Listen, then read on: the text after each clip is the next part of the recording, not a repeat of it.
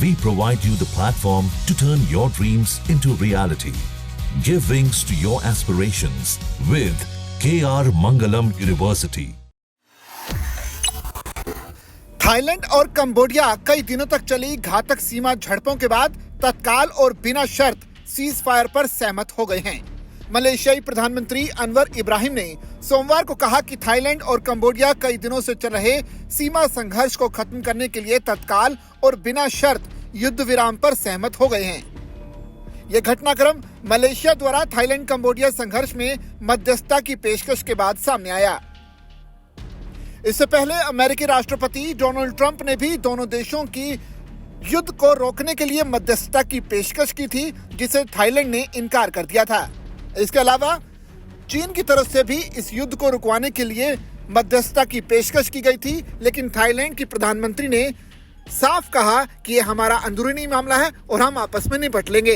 कंबोडियाई प्रधानमंत्री हुन मानेट और थाईलैंड के कार्यवाहक प्रधानमंत्री ने मलेशिया के पुत्रजया में इब्राहिम के आवास पर मध्यस्थता वार्ता में हिस्सा लिया। उनके साथ मलेशिया में चीनी और अमेरिकी राजदूत भी थे। दोनों देशों के बीच 24 जुलाई को झड़प शुरू होने की जानकारी सामने आई थी। गुरुवार 24 जुलाई को थाईलैंड ने कंबोडिया में कई ठिकानों पर बमबारी करने के लिए एक F-16 लड़ाकू विमान उड़ाया। दोनों पक्षों की तरफ से हुई गोलाबारी में करीब 11 नागरिक मारे गए।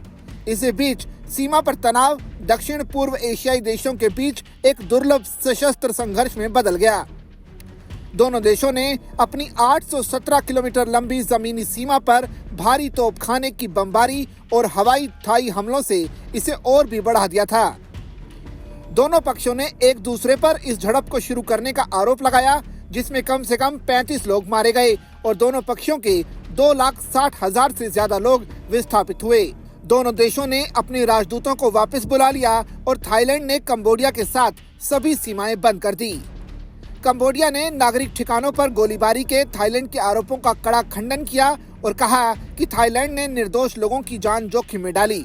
उसने इंटरनेशनल कम्युनिटी से थाईलैंड द्वारा उनके खिलाफ की गई आक्रामकता की निंदा करने का आह्वान किया।